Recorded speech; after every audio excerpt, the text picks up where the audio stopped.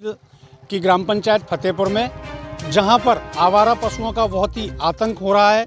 कई आवारा पशु इस तरीके से घायल पड़े हैं जो कि सरकार की अनदेखियों के चलते यहाँ किसान बहुत ही ज़्यादा परेशान हैं, अपनी फसल को नहीं बचा पा रहे हैं। लेकिन गौशाला में काफ़ी सरकार द्वारा पैसा आता है, लेकिन वहाँ भी इन गायों की, इन आवारा पशुओं की कोई देखरेख का संसाधन मुहैया नहीं हो पा रहा है। आइए हम जानते हैं कुछ ग्रामीणों से कि किस तरीके से ये इन आवारा पशुओं से अपनी फसल का बचाव करते हैं और किस तरीके से ये आए दिन इनसे परेशान हैं। कहाँ के निवासी हो आप? रामपुर। तो ये जो आवारा पशु हैं यहाँ देखने को मिल रहे हैं हमें, और ये डॉक्टर साहब यहाँ जो इलाज एक पशु का कर रहे हैं, तो आप इनसे किस तरीके से परेशान हैं आवारा पशुओं से फसल के लिए? फसल के पर फसल को नुकसान पहुंचाते हैं, फसल में सभी। क्या आपने जाल नहीं लगाया है फसलों में? सब चीज़ें जाल भी है, फिर जाल को भी नष्ट कर देती है। क्या आपने इस संदर्भ में कभी पशुओं को गौशाला में नहीं लेके गए हो? गए हैं, वो रुकती नहीं।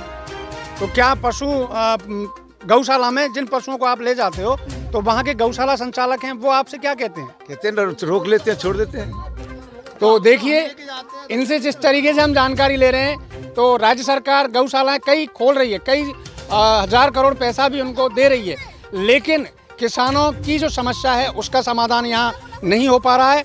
और जिस तरीके से आप देख रहे हैं कि एक आवारा पशु जो घायल हो गया है, उसका ग्रामीण निरंतर इलाज भी कर रहे हैं, यानी कि किसानों के हृदय में इतना मतलब दया और वो है पशुओं के लिए, जो कि उनका नुकसान होते हुए भी वो आवारा पशुओं का इलाज खुद अपने बेस पर कर रहे हैं। जैसा आप मेरी इस तरफ देख सकते हैं कि आवारा पशुओं को यहाँ अपने ही बेस पर कुछ ग्रामीणों ने बंद कर रखा है, और ये कुछ आवारा पशु निकल चुके हैं यहाँ से, लेकिन फिर भी इनको बंद कर रखा है।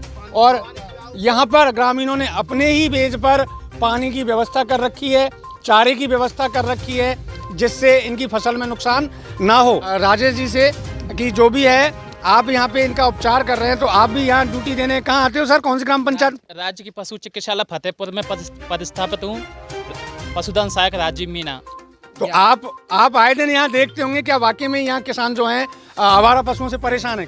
परेशान है, और इनको अंदर मुझ रखा है इसमें, और मतलब ये आवारा पशु था, तो इन्होंने मेरे को बताया, तो मैं क्या मतलब इसका इलाज कर रहा हूँ।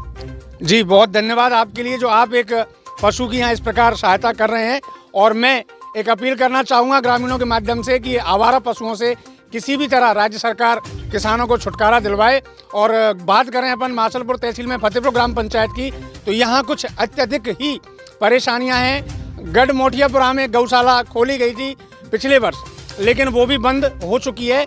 एक पशु गौशाला का इन आवारा पशुओं के लिए एक नवनिर्माण नज़दीकी करवाया जाए, क्योंकि यहाँ से 25 किलोमीटर की दूरी पर जिला करौली में गौशालाएं हैं, लेकिन वहाँ पर आवारा पशुओं का रुकना और पहुँचना बहुत ही मुश्किल कार्य है। और हमारे किसान भाई बहुत ही आए दिन रात बहुत ही परेशान हैं, उनकी फसलों को बहुत नुकसान हो रहा है। शिवलहरी शर्मा।